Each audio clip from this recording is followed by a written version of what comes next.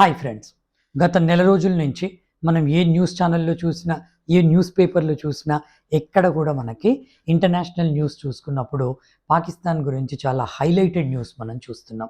ఎక్కడో ఒక దగ్గర ప్రతిరోజు పాకిస్తాన్లో మారణహోమం, రక్తపాతం, ఉద్యమాలు, తర్వాత తిరుగుబాట్లు, ఈ న్యూసే మనకు కనపడుతుంది. పర్టికులర్గా గత నెల రోజుల నుంచి మళ్ళీ ఒక్కసారిగా పాకిస్తాన్లోని ఒక ప్రావిన్స్ బెలూచిస్తాన్ గురించిన న్యూస్ బాగా హైలైట్ అవుతుంది. అసలు పాకిస్తాన్లో ఏం జరుగుతుంది ఓవరాల్గా, పర్టికులర్గా అసలు ఈ బెలూచిస్తాన్లో ఏం జరుగుతుంది. చాలామంది స్టూడెంట్స్ నాకు మెయిల్స్ పంపించారు, సార్ అసలు ఈ పాకిస్తాన్లో బెలూచిస్తాన్ ప్రాబ్లం గురించి బేసిక్ లెవెల్ నుంచి చెప్పండి, ఒక క్లియర్ అండర్స్టాండింగ్ వచ్చే విధంగా చెప్పండి, సో దట్ మాకు రాబోయే కాంపిటేటివ్ ఎగ్జామ్స్లో ఏదైనా క్వశ్చన్స్ రావచ్చు. అదేవిధంగా మనం కూడా స్టూడెంట్స్ కాకుండా మిగిలిన వాళ్ళం కూడా మన నేబరింగ్ కంట్రీలో ఏం జరుగుతుంది కాంటెంపరీగా అని తెలుసుకోవాల్సిన కనీస బాధ్యత మనకుంది.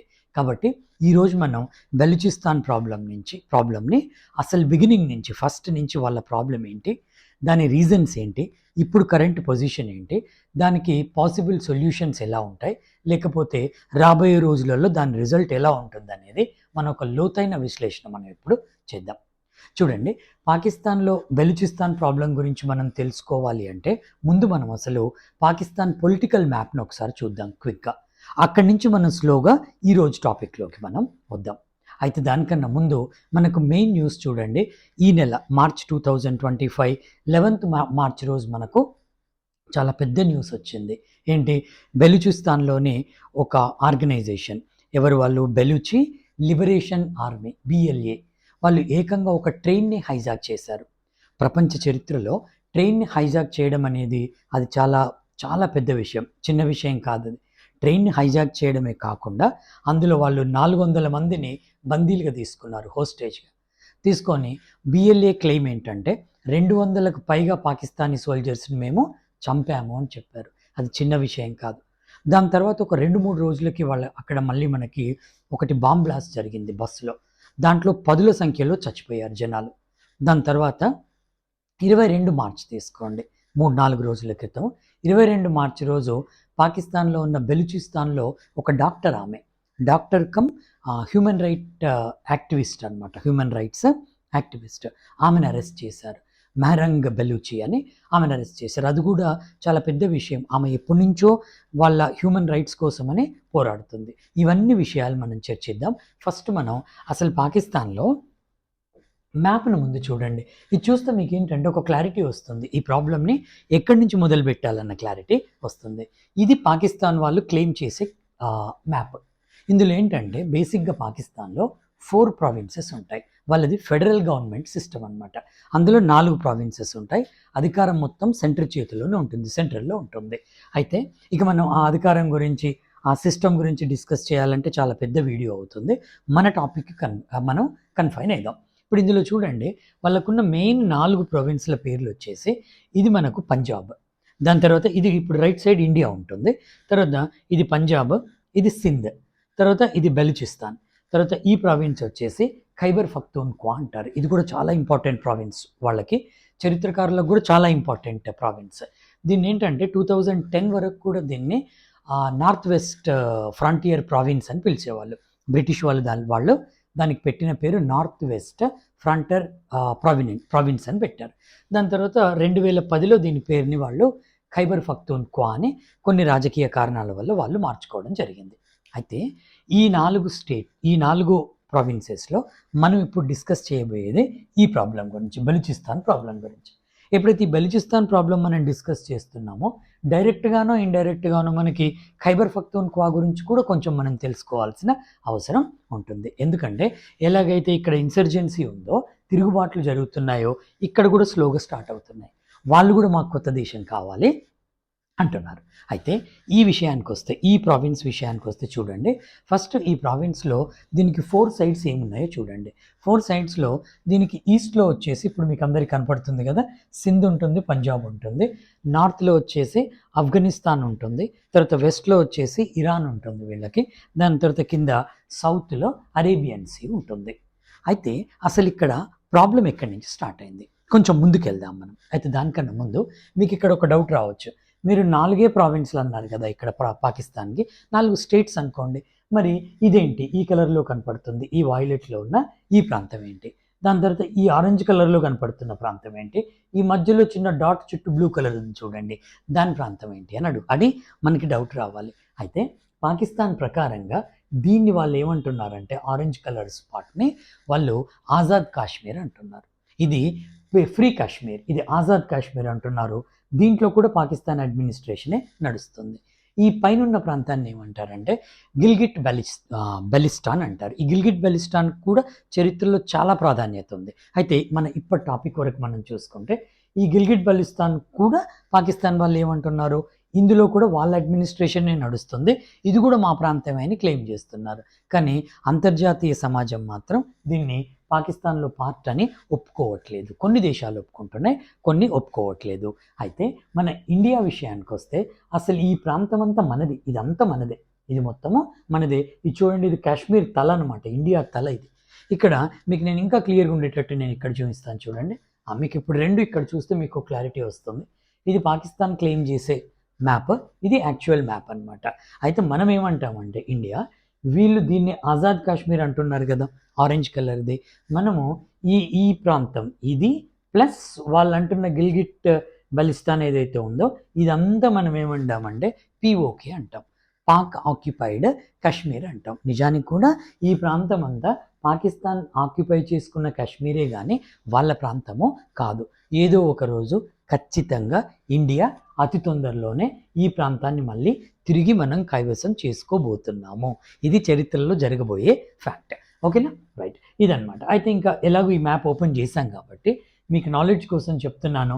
ఇక్కడ కొంత రెడ్ కలర్లో లైన్స్ లాగా కనపడుతుంది కదా, ఈ ప్రాంతం అంతా పాకిస్తాన్ 1963లో చైనాకు దారాదత్తం చేసిన ఇండియన్ ల్యాండ్. అది వాళ్ళు ఆక్యుపై చేసుకున్న తర్వాత ఈ ప్రాంతం వాళ్ళు చైనాకు దారాదత్తం చేశారు. ఇక్కడ చూడండి 1963లో. దాని తర్వాత ఇది ఇండో చైనా వార్లో చైనా వాళ్ళు ఆక్యుపై చేసిన కాశ్మీర్ ప్రాంతం, దీన్ని మనం ఆక్సాయ్ చిన్ అంటాం. ఇది బేసిక్గా పాకిస్తాన్లో ఈ పాకిస్తాన్ పొలిటికల్ మ్యాప్. దాని తర్వాత బలూచిస్తాన్కి నేను 4 దిక్కులే ఉంటాయో నేను మీకు చెప్పాను. ఇక ఇప్పుడు అసలు ప్రాబ్లంలోకి వెళ్దాం. ఇక్కడ ఎందుకు ఇంత పెద్ద ఇన్సిడెంట్స్ అవుతున్నాయి? ఈ బలూచిస్తాన్లో ఉన్న బెలూచీస్ ఇప్పుడు ఏమంటున్నారంటే మేము పాకిస్తాన్లో ఉండము, మాకు స్వతంత్ర రాజ్యం కావాలి. అయితే ఈ ఒక్క ప్రాంతమే కాదు, పాకిస్తాన్లో ఉన్న బెలూచిస్తానే కాదు, ఇది కాకుండా వీళ్ళకి వెస్ట్లో ఉన్న ఇరాన్లో కూడా సిస్టాన్ అనే ప్రాంతం ఉంటుంది. సిస్టాన్ బెలూచిస్తాన్ అంటారు. ఆ సిస్టాన్ను కూడా కలుపుకొని ఈ ప్రాంతం, ఇది పాకిస్తాన్లో ఉన్న బెలూచిస్తాన్, తర్వాత ఆఫ్ఘనిస్తాన్లో కొంత పార్ట్ కలుపుకొని మొత్తం కలిపి గ్రేటర్ బెలూచిస్తాన్ అనే కంట్రీ మాకు కావాలి, మాకు స్వయం ప్రతిపత్తి కూడా కాదు, మాకు కంప్లీట్గా సపరేట్ కంట్రీ కావాలి అని బెలూచ్ వీరులు ఇప్పుడు పోరాడుతున్నారు. రకరకాల ఆర్గనైజేషన్స్ అందులో ఉన్నాయి. పాకిస్తాన్ వాళ్ళేమో వాళ్ళని టెర్రరిస్టులు, మిలిటెంట్ గ్రూప్స్ అంటున్నారు. చరిత్ర మొత్తం తెలిసిన వాళ్ళు మాత్రం దాన్ని బెలూచిస్తాన్ స్వాతంత్రం కోసం పోరాడే స్వాతంత్ర సమరయోధులని మిగిలిన కంట్రీస్ వాళ్ళు అంటున్నారు. అయితే ఈ ప్రాబ్లం ఏదైతే ఉందో బెలూచిస్తాన్ ప్రాబ్లము ఈరోజు స్టార్ట్ అయిన ప్రాబ్లం కాదు, 10 సంవత్సరాల కింద స్టార్ట్ అయిన ప్రాబ్లం కాదు, 20 సంవత్సరాల కింద స్టార్ట్ అయిన ప్రాబ్లం కాదు. 1947లో ఇండియా పాకిస్తాన్కి బ్రిటిష్ వాళ్ళు ఇండిపెండెన్స్ ఇచ్చిన రోజు నుంచే ఆ ప్రాబ్లం అనేది ఉంది. అసలు ఈ బెలూచిస్తాన్ చరిత్ర మనం చూసుకుంటే మరీ ఏన్షియంట్కు పోకుండా కొంత 5th 6th సెంచరీ నుంచి చూసుకుంటే 5th 6th సెంచరీ వరకు ఈ ప్రాంతం అంతా ఈ సింధ్ ప్రాంతంలో, అంటే అప్పుడు మొత్తం ఇదంతా ఇండియానే ఉండేది. అయితే ఈ సింధ్ ప్రాంతంలో ఉన్న బ్రాహ్మణ డైనెస్టీల ఆధీనంలో ఈ ప్రాంతం అంతా బెలూచిస్తాన్ అంతా ఉండేది. స్లోగా పర్షియా నుంచి అటాక్స్ అయ్యాయి, ఇరాన్ నుంచి వచ్చి వాళ్ళు ఎవరైతే ఇన్వేడర్స్ ఉంటారో వాళ్ళు దండయాత్రలు చేసి ఈ ప్రాంతాన్ని ఆక్యుపై చేసుకొని ఇక్కడ పర్షియా నుంచి వచ్చిన కొంతమంది బెలూచీస్, అంతకుముందు ఉన్న వాళ్ళు చాలామంది ఇందులోకి వచ్చి ఇక వాళ్ళ రాజ్యం అనేది అప్పుడక్కడ స్టార్ట్ అయిందనమాట. ఇప్పుడు దాని తర్వాత వచ్చేసి మెల్లిగా 1830s నుంచి బ్రిటిష్ వాళ్ళు మెల్లగా దీన్ని ఆక్యుపై చేసుకోవడం స్టార్ట్ చేశారు. 1860 1870 వచ్చేసరికి ఇది మొత్తం బ్రిటిష్ వాళ్ళ అండర్లోకి వెళ్ళిపోయింది. ఎప్పుడైతే ఇది బ్రిటిష్ వాళ్ళ అండర్లోకి వెళ్ళిపోయిందో బ్రిటిష్ వాళ్ళు ఇండియాకు పాకిస్తాన్కి ఇండిపెండెన్స్ ఇచ్చిన రోజు, అంటే అంతకన్నా ముందు ఒక 2-3 నెలల ముందు వరకు కూడా ఈ చర్చలు ఇవన్నీ జరిగిన తర్వాత ఇండియా అనేది సపరేట్ కంట్రీ, పాకిస్తాన్ అనేది సపరేట్ కంట్రీగా చెయ్యాలి అని బ్రిటిష్ వాళ్ళు ఎప్పుడైతే డిసైడ్ చేసుకున్నారో అప్పుడు ఈ ప్రాంతం బెలూచిస్తాన్ ఆ రోజు వరకు కూడా ఎలా ఉండేదంటే 4 ప్రిన్స్లీ స్టేట్స్గా ఉండేది. ప్రిన్స్లీ స్టేట్ అంటే సంస్థానాలు అనుకోండి, 4 సంస్థానాలుగా ఉండేది. ఆ 4 సంస్థానాలలో మేజర్ సంస్థానం వచ్చేసి మనకి కల ఉండేది. ఆ కల అనేది ఎలాంటి సంస్థానం అంటే ఆల్రెడీ బ్రిటిష్ వాళ్ళకి 1876లో ఆల్రెడీ వాళ్ళకు స్వయం ప్రతిపత్తి ఇచ్చేశారనమాట. వాళ్ళు ఇంటర్నల్గా వాళ్ళే పరిపాలించుకునేవాళ్ళు, బట్ ఓవరాల్గా అది బ్రిటిష్ అండర్లో ఉండేది. మనకు మేజర్గా ఇందులో 1947 వరకు 4 స్టేట్స్గా 4 సంస్థానాలుగా డివైడ్ చేస్తే మెయిన్ మనకు కలి మేజర్గా చెప్పుకోవాల్సింది నేను ఇప్పుడు చెప్పింది. దాని తర్వాత నెక్స్ట్ వచ్చేసి మక్రాన్ అని ఉండేది. దాని తర్వాత ఇంకా 2 ఉన్నాయి. అంత ఇంపార్టెంట్ కాకుండా అక్కడ పాపులేషన్ చాలా ఎక్కువగా ఉండేది. మక్రాన్ తర్వాత లాస్బెలా అని ఒకటి ఉండేది. దాని తర్వాత కరన్ అని ఒక ప్రాంతం అనమాట. ఈ 4 కలిపి బెలూచిస్తాన్ ఉండేది. దాంతో పాటుగా ఇక్కడ ఇరాన్లో ఉన్న కొంత ప్రాంతము, ఆఫ్ఘనిస్తాన్లో ఉన్న కొంత ప్రాంతం కూడా అందులోనే ఉండేది. ఎప్పుడైతే 1947లో ఇండియా పాకిస్తాన్కు ఇండిపెండెన్స్ ఇచ్చారో అప్పుడు అఫీషియల్గా ఈ ప్రాంతాన్ని కమ్యూనికేషన్ కూడా ఇచ్చారు. ఏమని ఇచ్చారు? ఎప్పుడు ఇది 11th ఆగస్ట్ 1947లో మీరు స్వతంత్ర దేశంగా ఉండొచ్చు అని బ్రిటిష్ వాళ్ళ దగ్గర నుంచి కమ్యూనికేషన్ పంపించారు. దీనికి ఇండియా ఒప్పుకుంది అండ్ పాకిస్తాన్లో ఫౌండర్స్ ఎవరైతే ఉన్నారో మెయిన్గా మహమ్మద్ అలీ జిన్నా కూడా దానికి ఒప్పుకున్నాడు. ఎప్పుడు జరిగింది ఇది? 11th రోజు, డేట్ కూడా వాళ్ళు ఇచ్చారు, 11th ఆగస్ట్ 1947లో జరిగింది. దాని తర్వాత ఇండియా పాకిస్తాన్కు స్వాతంత్రం వచ్చిన తర్వాత సడన్గా జిన్నా ఏం చేశాడంటే ఆయన అభిప్రాయాన్ని మార్చుకున్నాడు డ్యూ టు వేరియస్ రీజన్స్.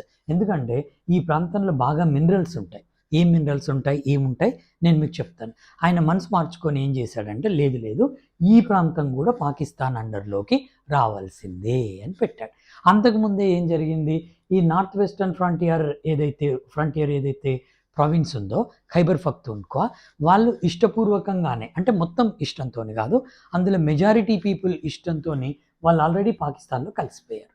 అంటే బేసిక్గా పాకిస్తాన్లో ఈ రెండే ఉండేదన్నమాట, పంజాబ్ అండ్ సింధే ఉండేది. దాంతోపాటు వీళ్ళు కలిసిన తర్వాత అప్పుడు నెక్స్ట్ ఏం చేశాడంటే వీళ్ళొక్కళ్ళు ఎందుకు ఇండిపెండెంట్గా ఉండాలి, ఇది కూడా మనకు కావాలని చెప్పేసి జిన్నా వాళ్ళకి కమ్యూనికేషన్ పంపించాడు, మీరు మా దాంట్లో కలపండి అని. జిన్నా చెప్పిన దానికి ఒప్పుకోకుండా మేము ఇండిపెండెంట్గా ఉంటామని బ్రిటిష్ వాళ్ళే మాకు చెప్పారు అని చెప్పి మొదట కొంత రెసిస్టెన్స్ చేశాడు. అప్పుడు పాకిస్తాన్ గవర్నమెంట్ ఏం చేసిందంటే దాని మీద సైనిక చర్య చేశారు. సైనిక చర్య చేసి దీన్ని బలవంతంగా పాకిస్తాన్లో కలుపుకున్నారు. ఇప్పుడు 1947 అక్టోబర్ ఆ ప్రాంతంలో ఎప్పుడైతే వీళ్ళు బలవంతంగా దాని మీదకి అటాక్ చేశారో అక్టోబర్లో, అఫీషియల్గా మెర్జింగ్ అనేది 1948లో జరిగిపోయింది. ఇంకా ఎప్పుడైతే 1948లో ఇది ఇక్కడ పాకిస్తాన్లో పూర్తిగా మెర్జ్ అయిపోయిందో డే 1 నుంచే అక్కడ ప్రజలు దానికి ఇష్టపడలేదు. డే 1 నుంచే వాళ్ళు వ్యతిరేకంగా ఉండి స్లోగా మనకు ఏం జరిగిందంటే 1948లోనే వాళ్ళు ఫస్ట్ తిరుగుబాటు చేసి మేము పాకిస్తాన్లో ఉండము అంటే బలవంతంగా దాన్ని 1948 to 50 మధ్యలో బలవంతంగా ఫస్ట్ తిరుగుబాటుని పాకిస్తాన్ వాళ్ళు అణిచేయడమే కాకుండా ఇక్కడ పాకిస్తాన్ గవర్నమెంట్ యాటిట్యూడ్ టువర్డ్స్ ఈ ప్రాంతం ఏదైతుందో అది ఇక తర్వాత విప్లవాలకు నాంది పలికిందనమాట. అప్పుడు పాకిస్తాన్ వాళ్ళు ఏం చేశారంటే వీళ్ళు ఎట్లాగో ఎదురు తిరుగుతున్నారు కాబట్టి వీళ్ళని ఏ రోజు కూడా పాకిస్తానీ సిటిజన్స్గా వాళ్ళు చూడలేదు. వాళ్ళకు కనీసము ప్రైమరీ ఎడ్యుకేషన్, బేసిక్ ఎడ్యుకేషన్ కూడా సరిగ్గా లేదు. ఇన్ఫ్రాస్ట్రక్చర్ సంగతి దేవుడు ఎరుగు, బేసిక్ ఎడ్యుకేషన్ కూడా అక్కడ సరిగ్గా లేదు. ఎక్కడైతే ఎడ్యుకేషన్ సరిగ్గా ఉండదో అక్కడ ఆబ్వియస్గా డెవలప్మెంట్ అనేది ఉండదు. ఇది వాళ్ళల్లో బాగా అసంతృప్తి అనేది ఉన్న తర్వాత ఈ ప్రాంతం మీద పట్టు ఎక్కువ సాధించడం కోసం అని చెప్పేసి జుల్ఫికర్ అలీ భుట్టో గవర్నమెంట్ ఉన్నప్పుడు వాళ్ళు ఏం చేశారంటే కంప్లీట్గా దీనికి ఉన్న పవర్స్ అన్నీ తీసేసుకున్నారు. అయితే ఈ లోపల ఏం జరిగిందంటే ఈ పాకిస్తాన్ గవర్నమెంట్లో పంజాబ్ ఏరియా బాగా రిచ్ ఏరియా. అక్కడ పంజాబ్ ల్యాండ్ లార్డ్స్ పొలిటికల్గా కానివ్వండి, లేకపోతే కల్చరల్గా కానివ్వండి, సొసైటీ పరంగా కానివ్వండి, ఎకనామికల్గా కానివ్వండి, వీళ్ళు బాగా స్ట్రాంగ్గా ఉన్నారనమాట. వాళ్ళు ఏం చేశారు, పాకిస్తాన్ బ్యూరోక్రసీలో కూడా వాళ్ళు ఇన్వాల్వ్ అవ్వడం జరిగిందనమాట. అంటే పాకిస్తాన్లో గవర్నమెంట్ ఇండైరెక్ట్గా ఈ పంజాబ్ ప్రాంతంలో ఉన్న ల్యాండ్ లార్డ్స్ చేతుల్లోనే ఉంది. వీళ్ళ ఇన్స్ట్రక్షన్స్ ప్రకారం గవర్నమెంట్ ఏం చేసిందంటే ఈ ప్రాంతంలో ఉన్న మినరల్స్, తర్వాత కాలంలో మెయిన్ విప్లవం రావడానికి ఇదొక రీజన్ అనమాట. స్టూడెంట్స్ మీరు గుర్తుంచుకోండి. మినరల్స్, ఇక్కడ మినరల్స్ చాలా సమృద్ధిగా ఉంటాయి. మినరల్స్ ఎక్కడ? బెలూచ్ ప్రాంతంలో. ఏ ఏ మినరల్స్? కాపర్ అనేది విపరీతంగా ఉంటుంది. వరల్డ్లోనే సెకండ్ కాపర్ ఓర్ గని ఇక్కడ కాపర్ నిల్వలు ఇక్కడ ఉన్నాయి. ఇక్కడ బెలూచిస్తాన్లో. క్వెట్టా, బెలూచిస్తాన్ క్యాపిటల్ పేరు క్వెట్టా. ఆ క్వెట్టాకు నియర్గా, చాలా దగ్గరగానే రాగి ఉందన్నమాట, బాగా కాపర్. దాంతోపాటు న్యాచురల్ గ్యాస్, న్యాచురల్ గ్యాస్ అనేది విపరీతంగా పడింది అక్కడ. ఈ పాకిస్తాన్ని చూసుకుంటే మనము సింధ్ రాష్ట్రంలో ఈ నిల్వలు చాలా ఎక్కువగా ఉంటాయి, న్యాచురల్ గ్యాస్, సహజ వాయువు. అయితే దీని తర్వాత నెక్స్ట్ ఎక్కువగా ఉంది బెలూచిస్తాన్లో ఉన్నాయి. కాపర్ అయిపోయింది, తర్వాత న్యాచురల్ గ్యాస్ అయిపోయింది, బంగారము, గోల్డ్ మైన్స్ కూడా ఉన్నాయి అక్కడ. దాంతోపాటుగా బొగ్గు గనులు విపరీతంగా ఉన్నాయి. ఇవన్నీ డెవలప్మెంట్కి కావాల్సిందే. ఈ పంజాబ్ వాళ్ళ ఇన్ఫ్లుయెన్స్తోని పాకిస్తాన్ గవర్నమెంట్ ఇక్కడి నుంచి అవన్నీ ఎక్స్ట్రాక్ట్ చేసిన తర్వాత ఆ తీసుకెళ్ళిన రెవెన్యూనంతా వాళ్ళు 10% కూడా, ఈవెన్ 10% కాదు, మనకు కొన్ని బుక్స్లో అయితే 5% కన్నా తక్కువ బెలూచిస్తాన్కి యూజ్ చేసేవాళ్ళు.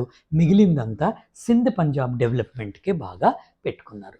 అది కూడా వాళ్ళల్లో చాలా అసంతృప్తిని రగిలిచ్చింది. దాని తర్వాత ఇక్కడ ఈ మైన్స్లో పనిచేయడానికి, లేకపోతే చిన్న చిన్న ఇన్ఫ్రాస్ట్రక్చర్ ప్రాజెక్ట్స్ ఏమన్నా కట్టుకోవడానికి, రోడ్స్ వేయడానికి, రైల్వే లైన్స్కి వీళ్ళు ఏం చేసేవాళ్ళంటే పాకిస్తాన్ వాళ్ళు ఈ బెలూచిస్తాన్ నుంచి ఉన్న ఎడ్యుకేటెడ్ పీపుల్లో అతి తక్కువ మంది ఎడ్యుకేటెడ్ ఉన్నా కూడా వాళ్ళల్లో ఎవరిని కూడా ఆఫీసర్ క్యాడర్లో తీసుకోలేదు.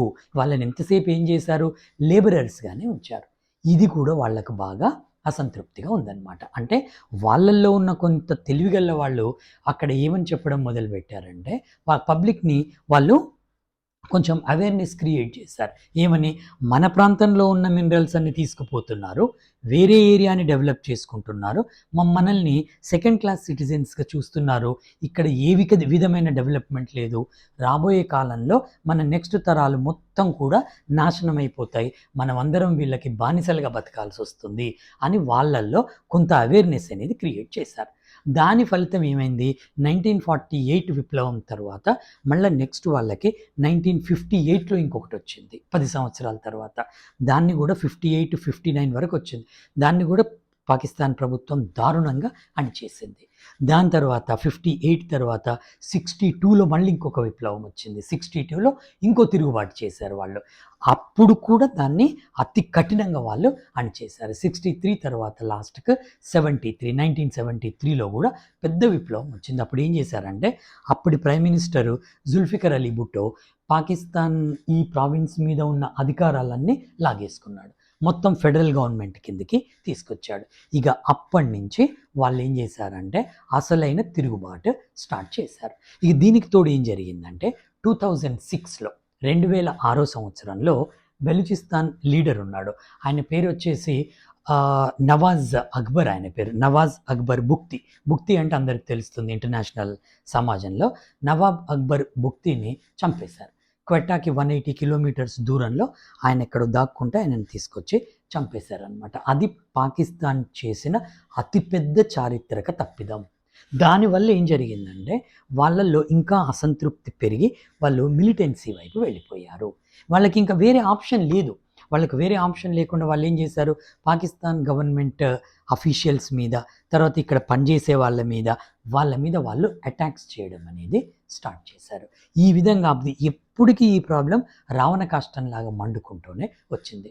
దీంతోపాటు పాకిస్తాన్ గవర్నమెంట్ ఏం చేసిందంటే ఇక్కడ న్యాయ వ్యవస్థకు విలువ లేకుండా చేశారు. అంటే ఎక్స్ట్రా జ్యుడిషియల్ కిల్లింగ్స్ చేశారు. ఇది వరల్డ్ మొత్తం కండెమ్ చేసింది, వరల్డ్ మొత్తం ఖండించింది. హ్యూమన్ రైట్ యాక్టివిస్ట్స్ అయితే గగ్గోలు పెడుతున్నారు ఇప్పటి వరకు కూడా. ఎక్స్ట్రా జ్యుడిషియల్ కిల్లింగ్స్ అనమాట. అంటే వాళ్ళని బలవంతంగా తీసుకొని పోయి ఒకరు కాదు, ఇద్దరు కాదు, 1000 మందిని బలవంతంగా తీసుకెళ్ళి వాళ్ళని చంపడం స్టార్ట్ చేశారు. చట్ట ప్రకారంగా వాళ్ళని విచారించకుండా చంపడం, డైరెక్ట్ కిల్లింగ్ అనేది స్టార్ట్ చేశారు. ఆ కిల్లింగ్ కూడా ఎలా చేశారంటే అతి దుర్మార్గంగా. వాళ్ళ గోర్లు ఉంటాయి కదా, ఈ గోర్లు మొత్తం పీకేసేవాళ్ళంట. దాని తర్వాత హెడ్లో స్క్రూస్ పెట్టి హోల్స్ చేసేవాళ్ళంట, బాడీని మొత్తం ఛిద్రం చేసేవాళ్ళంట. అట్లా చేసిన బాడీలను బయట పడేసేవాళ్ళు. ఇది చూసేసరికి ఎవరికైనా ఎలా ఉంటుంది? మన జాతి మన వాళ్ళను ఇంత దారుణంగా హింసించి చంపుతున్నారు. ఆ ఎవరిని చంపుతున్నారు? మన కోసం కొట్లాడిన వాళ్ళని. మనకు స్వతంత్ర దేశం కావాలని కొట్లాడుతున్న వాళ్ళని ఇట్లా చంపడం వల్ల మిగిలిన పబ్లిక్‌లో కూడా అసంతృప్తి అనేది బాగా పెరిగి అందరూ ఏం చేశారు? డిఫరెంట్ ఆర్గనైజేషన్స్ సైడ్ వెళ్లారు. దాంట్లో ఏంటంటే మొన్న ట్రైన్‌ని హైజాక్ చేసిన BLA ఉంది కదా! బెలూచి లిబరైజేషన్ ఆర్మీతో పాటుగా బెలూచిస్తాన్ లిబరలైజేషన్ లిబరేషన్ రిపబ్లిక్ అని ఒకటి పుట్టుకొచ్చింది.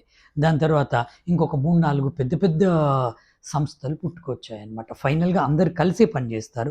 అందరి గోల్ ఒకటే, బెలూచిస్తాన్‌కి స్వాతంత్రం అనేది రావాలి. రిపబ్లిక్ ఫ్రంట్ అనేది ఒకటి, బెలూచిస్తాన్ రిపబ్లిక్ ఫ్రంట్ అని, తర్వాత బెలూచి రిపబ్లికన్ ఆర్మీ అని, ఇలాంటి కొన్ని ఆర్గనైజేషన్స్ పుట్టుకొచ్చాయి. అయితే ఇక ఇవన్నీ ఒక ఎత్తైతే, వీళ్ళ మానవ హక్కుల్ని బాగా సప్రెస్ చేయడం వల్ల, అణిచివేయడం వల్ల వచ్చిన ఈ విప్లవం రోజు రోజుకు పెరుగుకుంటూ వచ్చి ఇక్కడ డెవలప్మెంట్ జీరో అయిపోయింది. ఇక దీని తర్వాత ఏం జరిగిందంటే 2006లో వాళ్ళు చేసిన చారిత్రక తప్పిదం ఒకటి, తర్వాత ఎంతోమంది పెద్ద లీడర్స్ని 2006 నుంచి 2015 మధ్య కాలంలో ఎక్స్ట్రా జ్యుడిషియరీ కిల్లింగ్స్ అనేది చేశారు. దాని తరువాత జరిగిన అతిపెద్ద పరిణామము ఇందులో చైనా ఎంట్రీ కావడము. ఇది చాలా ఇంపార్టెంట్ స్టూడెంట్స్. చైనా ఏం చేసిందంటే, మనకు ఈ మోడర్న్ వరల్డ్‌లో చైనా గురించి మనకు తెలిసింది. చైనా ఏం చేస్తున్నారు? చాలా తెలివిగా వాళ్ళ ఇంటర్నల్‌గా డెవలప్ అవుతున్నారు. ఆల్మోస్ట్ డెవలప్డ్ స్టేజ్‌కి వచ్చారు. ఎట్ ద సేమ్ టైమ్ ఫ్యూచర్‌లో వాళ్ళకి థ్రెట్ లేకుండా కూడా చూసుకుంటున్నారు. వాళ్ళకి ప్రథమ శత్రువు, వాళ్ళ ప్రకారంగా వాళ్ళకి ప్రథమ శత్రువు ఎవరు? మనమే, ఇండియాని. ఎందుకంటే ఇండియా గత 10 నుంచి 15 సంవత్సరాలలో బాగా డెవలప్ అవుతుంది. పర్టిక్యులర్‌గా గత 10 సంవత్సరాలుగా ఇంటర్నేషనల్ సమాజంలో ఇండియాకు ఒక గుర్తింపు అనేది వచ్చింది. ఎప్పుడైతే ఇండియా ఇలా డెవలప్ అవుతుందో అది చూడలేక ఈ చైనా వాళ్ళు ఏం చేస్తున్నారంటే, ఇండియాని కట్టడి చేయడానికి దాని చుట్టూన్న కంట్రీస్‌ని ఇన్‌ఫ్లుయెన్స్ చేస్తున్నారు. ఫర్ ఎగ్జాంపుల్ నేను ఒక్క నిమిషం డైవర్ట్ అయ్యి చెప్తాను. శ్రీలంక ఎప్పుడైతే ఆర్థికంగా బాగా చితికిపోతుందో, కొలాప్స్ అయ్యే స్టేజ్‌కి వచ్చిందో, అది గమనించిన చైనా ఏం చేసింది? శ్రీలంకని ఆర్థికంగా ఆల్మోస్ట్ ఆక్యుపై చేసుకుంది. ఎలా ఆక్యుపై చేసుకుంది? శ్రీలంకలో ఇన్‌ఫ్రాస్ట్రక్చర్ కోసం రోడ్లు, రైల్స్, కంపెనీలు, SEZs ఇవన్నీ పెట్టుకుంటూ, అంటే ప్రపంచానికి కనపడేది అదే. ఇవన్నీ పెట్టుకుంటూ స్లోగా శ్రీలంకని ఆల్మోస్ట్ ఆక్యుపై చేసింది. శ్రీలంక దివాలా తీసింది. ఓవరాల్‌గా దివాలా తీసింది శ్రీలంక. అక్కడ 500, 400 రూపాయలకు కూడా కిలో బియ్యం రాని స్టేజ్‌కి వాళ్ళు వచ్చారు. ఇన్ఫ్లేషన్ అనేది బాగా పెరిగింది. జీడీపీ బాగా తగ్గింది. దీన్ని అవకాశంగా తీసుకొని చైనా వాళ్ళు ఏం చేశారు? శ్రీలంకను ఆక్యుపై చేసుకున్నారు ఎకనామికల్‌గా. అంటే ఇక వాళ్ళు శ్రీలంకని ఫిజికల్‌గా ఆక్యుపై చేసుకోవడం ఒకటే మిగిలింది. మిగిలిందంతా వాళ్ళు దానికి దాసోహం అయిపోయారు. ఎందుకు అలా చేసింది? ఎందుకంటే ఫ్యూచర్‌లో ఇండియాని కట్టడి చేయడానికి శ్రీలంక అనేది ఒక స్ట్రాటజిక్ పాయింట్ చైనాకి. అదేవిధంగా పాకిస్తాన్ కూడా చాలా స్ట్రాటజిక్ పాయింట్ వాళ్ళకి. అందుకని చైనా ఇక్కడ ఎంటర్ అయ్యి ఏం చేసిందంటే, మొత్తం పాకిస్తాన్‌ని చూసుకుంది. పాకిస్తాన్‌ని చూసుకుంటే ఈ బెలూచిస్తాన్‌లో చాలా మినరల్స్ ఉన్నాయి. దాని మీద వాళ్ళ కన్ను పడ్డది ఒకటి. రెండవది ఏంటంటే, మీకు బెలూచిస్తాన్‌లో ఇక్కడ తీరంలో గ్వాదర్ అనే పట్టణం ఉంటుంది. గ్వాదర్ నగరం. దానికి చాలా హిస్టరీ కూడా ఉంది. ఆ గ్వాదర్‌లో ఏం చేశారంటే పోర్ట్‌ని డెవలప్ చేశారనమాట చైనా వాళ్ళు. అయితే ఆ పోర్ట్‌ని కూడా దేని కిందకి తీసుకొచ్చారు? చైనా పాకిస్తాన్ కారిడార్ అంటారు. CPEC. ఈ చైనా పాకిస్తాన్ ఎకడమిక్ కారిడార్‌ని పాకిస్తాన్ గవర్నమెంట్‌తోని వీళ్ళు ఏం చేశారంటే, ఇక్కడి నుంచి నేను మీకు ఆ ఫిగర్ కూడా చూపిస్తాను చూడండి. ఇది సిపెక్ అనమాట. ఇక్కడి నుంచి గ్వాదర్ నుంచి ఇక్కడ కనపడుతుంది కదా గ్వాదర్ అనేది ఇప్పుడు చాలా పెద్ద పోర్ట్ అయింది. ఈ గ్వాదర్ నుంచి ఇగో ఇలా చూడండి, మొత్తం బెలూచిస్తాన్ నుంచి పోతుంది. ఈ గ్వాదర్ నుంచి ఇలా వచ్చి ఇక్కడ POK నుంచి పోయింది, Pak occupied Kashmir, Indian part ఇది. ఇక్కడి నుంచి వాళ్ళకి వెళ్ళి ఇక్కడ సౌత్ చైనా జింగ్జియాంగో ఏదో ఉంది టౌన్, దానికి వాళ్ళు కనెక్టివిటీ పెట్టుకున్నారు. ఇలా పెట్టుకోవడంలో ముఖ్య ఉద్దేశం ఏంటంటే, ఇప్పుడు నేను చెప్పినట్టు పాకిస్తాన్ ఆర్థిక వ్యవస్థ ఎలాగో అంపశయ్య మీద ఉంది, ఎక్కువ రోజులు ఉండదు, అది కొలాప్షన్ స్టేజ్లో ఉంది. అప్పుడు వీళ్ళు ఈ కారిడార్ ద్వారా ఇక్కడి నుంచి ఇక్కడికి వాళ్ళు డెవలప్మెంట్ చేస్తున్నారు. ఆ డెవలప్మెంట్ బయటికి చెప్పడం ఏం చేస్తున్నారంటే, ఇక్కడి నుంచి ఇక్కడికి పెద్ద హైవేస్ వేస్తున్నారు, ఇన్ఫ్రాస్ట్రక్చర్ డెవలప్ చేస్తున్నారు, హైవే వేస్తున్నారు, రైల్వే లైన్స్ వేస్తున్నారు, కొత్త ఎనర్జీ ప్రాజెక్ట్స్ కడుతున్నారు. దాని తర్వాత SEZs అనౌన్స్ చేసుకుంటూ వచ్చారు. ఇదంతా SEZs పెడుతున్నారు. స్పెషల్ ఎకనామిక్ జోన్గా పెట్టేస్తే వాళ్ళు పైకి చెప్పేది ఏంటి, పాకిస్తాన్తో కలిసి మేము చేస్తున్నాం, అక్కడ ఇన్ఫ్రాస్ట్రక్చర్ డెవలప్ అవుతుంది, ఇండస్ట్రీస్ డెవలప్ అవుతున్నాయి, పాకిస్తాన్ యూత్కి జాబ్స్ వస్తున్నాయి, మేము వాళ్ళకి ఎంప్లాయ్మెంట్ క్రియేట్ చేస్తున్నాము, పాకిస్తాన్కి డెవలప్ అవ్వడానికి మేము సహాయం చేస్తున్నానని చెప్తున్నారు. కానీ వాళ్ళ అల్టీరియర్ మోటివ్ ఏంటంటే ఈ గ్వాదర్ పోర్ట్ ద్వారా అరేబియన్ సీలో వాళ్ళు పాగా వేస్తున్నారు. అరేబియన్ సీలో పాగా వేయడం వల్ల ఇండియాని వాచ్ చేయొచ్చు ఒకటి. రెండవది వాళ్లకు యూరోప్కి కనెక్టివిటీ ఇంతకుముందు వాళ్ళు చుట్టూ తిరిగి వెళ్ళేవాళ్ళు చైనా వాళ్ళు. ఇప్పుడు యూరోప్ కనెక్టివిటీ అనేది చాలా ఈజీ అయిపోయింది. తర్వాత మిడిల్ ఈస్ట్ అనేది వాళ్ళకి చాలా దగ్గరైంది. ఇక్కడి నుంచి వాళ్ళ ట్రాన్స్పోర్టేషన్ అంతా జరుగుతుంది. వాళ్ళకి లక్షల కోట్ల డాలర్లు అనేది మిగులుతున్నాయి. అది రెండవ రీజన్. మూడవ రీజన్ ఏంటంటే పాకిస్తాన్ ఎకానమీ అనేది ఆల్రెడీ కొలాప్స్ అయ్యే స్టేజ్లో ఉంది. వాళ్ళు తెచ్చుకున్న అప్పులకు ఇంట్రెస్ట్ కట్టడానికి మళ్ళీ కొత్త అప్పు చేయాల్సి వస్తుంది. ఇంకేముంటుంది అక్కడ? మీకు తెచ్చిన అప్పుకు కట్టే ఇంట్రెస్ట్ కోసం దాన్ని కట్టడానికి కొత్త అప్పు తీసుకురావాలి అంటే అప్పుడు ఆ కంట్రీ ఏమవుతున్నట్టు మునిగిపోతున్నట్టే కదా. ప్లస్ వాళ్ళ దగ్గర ఉన్న బంగారు నిల్వలు కూడా తగ్గిపోతున్నాయి. పాకిస్తాన్ గవర్నమెంట్ దగ్గర ఉన్న బంగారం కూడా తగ్గిపోతుంది. వాళ్ళకు ఇప్పుడు బయట ఇంటర్నేషనల్ కమ్యూనిటీలో వాళ్ళకి అప్పు అనేది పుట్టడం లేదు. ఇది గమనించిన చైనా ఏం చేసిందంటే స్లోగా పాకిస్తాన్ని ఎకనామిక్గా ఆల్మోస్ట్ ఆక్యుపై చేసుకుంటుంది. ఇది చైనా ప్లాన్ అన్నమాట. అప్పుడు ఇది మొత్తం బెలూచిస్తాన్లోనే ఉండడం వల్ల ఇక్కడ ఏం జరుగుతుందంటే పాకిస్తాన్ ఆదేశాల ప్రకారంగా చైనా వాళ్ళు ఇక్కడ ఏ ప్రాజెక్ట్ చేసినా కూడా లోకల్ బెలూచీస్ని వాళ్ళు ఉద్యోగాలలోకి తీసుకోవడం లేదు. ఓన్లీ అక్కడ ఉద్యోగం చేసేది పంజాబ్ అండ్ సింధ్ నుంచి వచ్చిన వాళ్ళే. చాలా తక్కువ మంది కూడా ఇక్కడ ఖైబర్ పఖ్తూన్ఖ్వా నుంచి ఉన్నారు.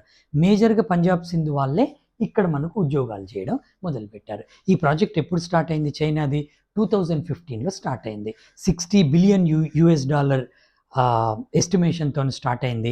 ఇప్పుడు దాదాపుగా 80 బిలియన్స్కు పెరిగిపోయింది. ఎందుకంటే ఈ ప్రాజెక్టుని ఆపడం ఈ బిఎల్ఏ అండ్ అదర్ ఆర్గనైజేషన్స్ ఉన్నాయి కదా, ఎవరైతే స్వాతంత్రం కోసం పోరాడుతున్నారో వాళ్ళు ఈ ప్రాజెక్టుని ముందుకు పోనివ్వట్లేదు, శాయశక్తుల ప్రయత్నము చేస్తున్నారు. అందువల్ల ఏమైంది, వాళ్ళకి అనుకున్న విధంగా ప్రాజెక్ట్ పోవట్లేదు. ఇక ఈ మధ్య కాలంలో ఏం జరుగుతుందంటే వీళ్ళతో పాటుగా ఎవరితో పాటుగా ఈ బెలూచిస్తాన్లో ఉన్న బెలూచీస్తో పాటుగా ఖైబర్ పఖ్తూన్ఖ్వాలో ఉన్న వాళ్ళు కూడా స్లోగా మొదలు పెడుతున్నారు. ఏమని? మాకు సపరేట్ కంట్రీ కావాలని వాళ్ళు మొదలుపెట్టారనమాట. ఇది ఈ బెలూచిస్తాన్ది హిస్టరీ. ఇప్పుడు ఏం జరుగుతుంది? ఇప్పుడు రీసెంట్గా గత నెలలో జరిగింది ట్రైన్ హైజాక్ ఒకటి జరిగింది, తర్వాత హ్యూమన్ బాంబ్ అటాక్ జరిగింది. దాని తర్వాత మార్చి 22 రోజు హ్యూమన్ యాక్టివిస్ట్ డాక్టర్ మెహరంగ్ బెలూచిని అరెస్ట్ చేశారనమాట. వాళ్ళ హ్యూమన్ రైట్స్ యాక్టివిస్ట్ అడిగేది ఏంటంటే వరల్డ్ మొత్తం ఇప్పటి వరకు మీరు అబ్డక్ట్ చేసిన వాళ్ళని, ఇప్పటి వరకు కిడ్నాప్ చేసిన వాళ్ళని చాలామంది ఆచూకీ కూడా ఇప్పటి వరకు లేదు, ఆ ఆచూకీ ఇవ్వండి అన్నారు. ఈ లోపల ఏమైందంటే 2016లో అమెరికా ఈ బిఎల్ఏను మొన్న ట్రైన్ హైజాక్ చేసిన వాళ్ళని ఇంటర్నేషనల్ టెర్రరిస్ట్ ఆర్గనైజేషన్గా దాని మీద ముద్ర వేసింది. సరే, ఎవరు ఎన్ని విధాలుగా చేసుకున్నా కూడా మనం కొంత అబ్జర్వర్స్గా చూసిన దాన్ని బట్టి వాళ్ళ కంట్రీ స్వతంత్రం కోసం పోరాడుతున్నారు. ఇక్కడ ఇంకొక ఇంట్రెస్టింగ్ విషయం ఏంటంటే పాకిస్తాన్ ఇండియా మీద నిందలు మోపుతుంది. ఏమని? బెలూచిస్తాన్లో ఖైబర్ పఖ్తూన్ఖ్వాలో జరుగుతున్న అల్లర్లకి బ్యాక్ నుంచి సపోర్ట్ చేస్తుంది ఇండియానే. Research and analysis wing, Indian spy agency hand ఇందులో చాలా ఉంది అని పాకిస్తాన్ వాళ్ళు ఆరోపణ చేస్తున్నారు. కానీ ఇప్పటి వరకు దాన్ని వాళ్ళు ప్రూవ్ చేయలేకపోయారు. సో కాబట్టి ఇండియా హస్తం ఉందా లేదా అనేది ఇప్పటి వరకైతే వాళ్ళు ప్రూవ్ చేయలేకపోయారు. సరే, ఇక అది ఇంటర్నేషనల్ డిప్లొమసీ మనం పక్కన పెడితే మరి ఇప్పుడు ఈ బలూచిస్తాన్ పొజిషన్ ఏంటి? ఇప్పుడు ఏం జరగబోతుంది? మరి పాకిస్తాన్ ఎలా చేయాలి? బలూచీల ఫ్యూచర్ ఏంటి? ఎందుకంటే చూస్తుంటే చైనా వాళ్ళు ఏం చేస్తారంటే దీన్ని మొత్తం గుల్ల చేసేస్తారు, ఇక్కడ ఉన్న న్యాచురల్ రిసోర్సెస్ అన్నీ తీసుకొని పోతారు. అప్పుడు మా పరిస్థితి ఏంటని వీళ్ళు పోరాటం అనేది చేస్తున్నారు. అయితే ఇప్పటి పరిస్థితి ఏంటంటే ఈ మొన్న జరిగిన ఇన్సిడెంట్స్ వరకు మనం చూసుకుంటే మార్చి నెల వరకు ఇప్పుడు ఆ ప్రాబ్లం అనేది పాకిస్తాన్ చెయ్యి దాటిపోయింది. ఎందుకంటే ఆల్రెడీ ఆ కంట్రీ ఎకనామికల్గా కంప్లీట్గా కొలాప్స్ అయ్యే స్టేజ్కి వచ్చింది. ఇప్పుడు వాళ్ళు ఈ ఉద్యమాన్ని కంట్రోల్ చేసేంత శక్తి వాళ్లకు లేదు. ఇప్పుడున్న వాళ్ళకున్న ఒకే ఒక్క ఆశ ఏంటంటే చైనీస్ దాన్ని హ్యాండిల్ చేసే సిచ్యువేషన్ దాకా వచ్చారు.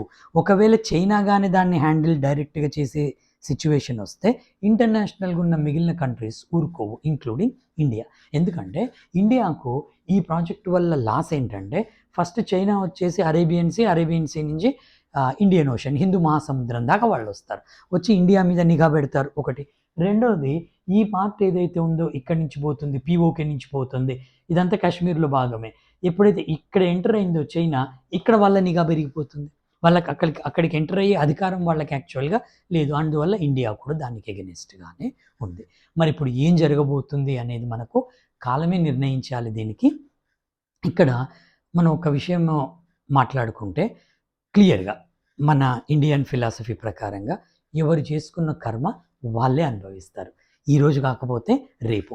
ఎందుకంటే పాకిస్తాన్ వాళ్ళు టెర్రరిజంని పెంచి పోషించారు. ఇప్పుడు అదే వాళ్ళకి రివర్స్ అయింది ఆఫ్ఘనిస్తాన్ రూపంలో. ఆఫ్ఘనిస్తాన్ తాలిబాన్లు ఇప్పుడు పాకిస్తాన్కి వ్యతిరేకంగా ఉండరు, అటు సైడ్ నుంచి అదొక టెన్షన్ ఉంది. ఇరాన్ కూడా పెద్ద సపోర్ట్ చేయట్లేదు, ఇండియాతో మంచి రిలేషన్ లేదు. ఇదన్నీ చూసి చైనా వాళ్ళని ఆక్యుపై చేసుకోవడానికి ఎకనామిక్గా ప్రయత్నం చేస్తుంది. అది పాకిస్తాన్కి తెలియక కాదు, కానీ ఇప్పుడు ఏం చేయలేని పొజిషన్, వాళ్ళ ఆర్థిక పరిస్థితి ఏమీ చేయలేకుండా ఉంది. సో వాళ్ళు పెట్టిన టెర్రరిజమే ఇప్పుడు వాళ్ళ మీద రివర్స్ అటాక్ చేస్తుంది. కాబట్టి ఇక ఏం జరుగుతుంది అనేది కాలమే నిర్ణయించాలి, మనం చూడాలి. దాదాపుగా ఒక సైడ్ ఇండియా డెవలప్మెంట్ కూడా వాళ్ళకు బాగా ఫ్రస్ట్రేషన్గా ఉంది. మనమేమో ఇస్రో ద్వారా రాకెట్స్ మనం పంపుతున్నాం, వేరే కంట్రీస్ ఈవెన్ రష్యన్స్ కూడా కొన్ని వాళ్ళ శాటిలైట్స్ మన రాకెట్ ద్వారా పంపే స్టేజ్కి మనం ఎదిగాం. చంద్రుని మీదకి మనం వెళ్ళాం, మార్స్ మీదకి మనం వెళ్ళాం. సో ఇవన్నీ చూసి పాకిస్తాన్లో కూడా బాగా అన్రెస్ట్ వస్తుంది. ఈ 75-76 సంవత్సరాల్లో పాకిస్తాన్లో జరిగింది ఏంటంటే డెవలప్మెంట్ జరగలేదు. ఎంతసేపు వాళ్ళది మిలిటరీ కూప్స్, దాని తర్వాత వాళ్ళు చేసింది ఏందమ్మా అంటే ఒక అణ్వాయుధాలు తయారు చేసుకొని పెట్టుకోగలిగారు వేరే కంట్రీ సహాయంతో. అంతకు మించి టెర్రరిస్ట్ గ్రూప్లను పెంచి పోషించారే తప్ప వేరే డెవలప్మెంట్ అక్కడేం జరగలేదు. దాని రిజల్టే ఇప్పుడు వస్తుంది. ఇంకా ఈ బలూచీల సమస్య, పర్వేజ్ ముషర్రఫ్ ఎప్పుడైతే 1999లో మిలిటరీ కూప్ ద్వారా అధికారంలోకి వచ్చాడో అప్పటి నుంచి పాపం వీళ్ళ పరిస్థితి ఇంకా దిగజారిపోయింది అనమాట. 1999 నుంచి ఇంకా దిగజారిపోయింది. 2006లో ఆయన్ని చంపడం వల్ల, పుక్తిని చంపడం వల్ల కూడా వాళ్ళకి చాలా పెద్ద దెబ్బ పడింది. చూద్దాం కాలం ఏం నిర్ణయిస్తుందో మనం చూద్దాము. సో ఇప్పుడున్న పరిణామాల ప్రకారం అయితే బెలూచిస్తాన్ వాళ్ళైతే ఇంకా వెనక్కి తగ్గే ప్రసక్తే లేదు. 100% వాళ్ళు వాళ్ళ స్వాతంత్రం కోసమే పోరాడతారు. వాళ్ళ దారిలోనే వీళ్ళు ఖైబర్ పఖ్తూన్ఖ్వా వాళ్ళు కూడా ప్రయాణించే అవకాశం అయితే ఉంది. మనం దీనికి సమాధానం కాలమే చెప్పాలి. నెక్స్ట్ మళ్ళీ ఏదైనా ఇంట్రెస్టింగ్ టాపిక్తోనే ఒక ఇన్ఫర్మేటివ్గా ఉండే విధంగా మళ్ళీ ఒక వీడియోతో నేను మీ ముందుకు వస్తాను. Thank you very much.